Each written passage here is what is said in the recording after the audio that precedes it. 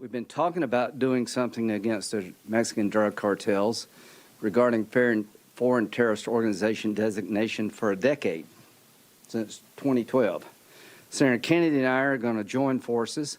We believe Democrats will be involved to label these organizations as foreign terrorist organizations under U.S. law. GOP lawmakers raising the volume on the idea of perhaps using military force in Mexico in an effort to crack down on the drug cartels that are killing tens of thousands of Americans with the drug trade. This move is gaining additional steam after armed men kidnapped 4 Americans in Mexico this week, killing 2 of them. Former Attorney General Bill Barr calling Mexico, quote, a failed narco state held hostage by the cartels. Joining us now to discuss is the former acting Secretary of Homeland Security during the Trump administration and the Executive Director and Chair for the Center for Homeland Security and Immigration at AFPI, Chad Wolf. Mr. Secretary, thank you for being here. Well, thanks for having me. In his new book, former Secretary of State Mike Pompeo acknowledges the work that you did on the diplomatic front with several countries to help stop illegal immigration during the Trump administration.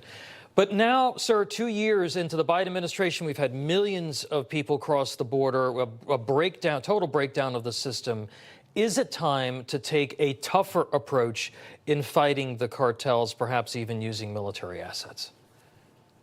Without a doubt it is. And I think what you see here is this administration has a different relationship with the governor of Mexico and specifically the president, Lopez Obrador. The Trump administration was very transactional with them. We used leverage to get them to do things that we wanted them to do. It's why they deployed their National Guard to their southern border and portions of their northern border.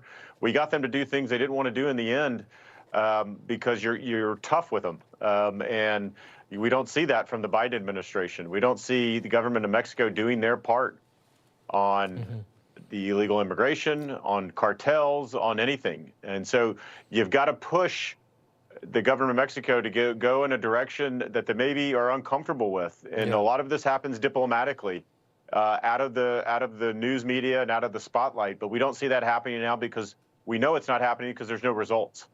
Yeah, and actually, the president of Mexico, Lopez Obrador, yesterday actually threatened the United States, saying that he would initiate some sort of a propaganda campaign against Republicans during the 2024 election if they took any kind of action. Do you think that that's the cartels speaking, telling him to push back against this effort?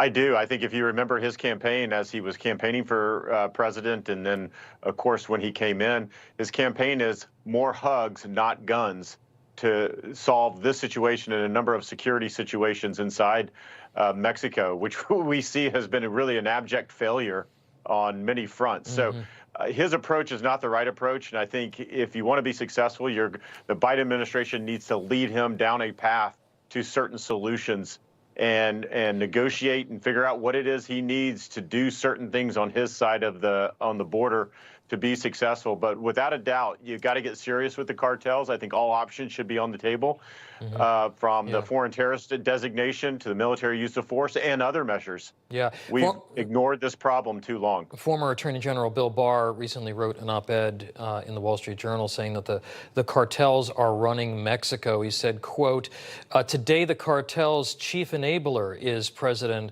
Lopez Obrador, known as AMLO. AMLO is unwilling to take action that would seriously challenge the cartels. He shields them by consistently invoking Mexico's sovereignty to block the U.S. from taking effective action. Barr goes on to say that the U.S. would well be within our rights under international law to take action. Secretary Pompeo has also said that the ungoverned spaces in Mexico and areas where the cartels operate with impunity are a significant area of the country now. Why? Why aren't we treating the cartels like we would treat an Islamic terror group at this point? Well, I think we're getting to that point, and I think that we should. And I think, what leads that is going to be the current administration. State Department's going to have a number of concerns. You're going to have to push through that. you're going to have to deliver results for the American people, and that's what they want. And so we've ignored and admired this problem of the cartels for far too long. And I think it's interesting. The only time that the president from Mexico actually talks about the crisis on his northern border is when we start talking about targeting the cartels, and then he comes out very emphatically about, talking about Mexican national sovereignty. The issue here is he is not doing enough. He understands this. I think the rest of the world understands this. And if he doesn't want the U.S. talking about military use of force, he needs to step up to the plate. And I think he's compromised. And I think there's issues why he's not willing to do that. Yeah, Mr. Secretary, the number of people killed every day in this country by the fentanyl crisis is the equivalent of a jetliner going down every single day. How much time do we give the president of Mexico to try to step up before we do have to act? Because the more that we have this conversation, we're just giving the cartels time to harden their facilities and to prepare. I think you give them very little time. I think this should be an emergency situation with the State Department, with the Department of Homeland Security and others that are involved in this. I think there needs to be an action plan developed that the United States agrees to, that the Mexican government is going to start to implement almost immediately. And if you don't see that, and if these conversations aren't taking place, I think it tells you that the Biden administration is not serious about getting that border under control, and it starts with the cartel. So you need a full government, a whole of government approach to this issue. It's not just one agency. It's not just one official inside the government. Others need to put down things that they are doing and focus on this to get this under control. All right, and let's hope they do. Former Acting Homeland Security Secretary Chad Wolf, thank you so much, sir. We appreciate your insights. Great.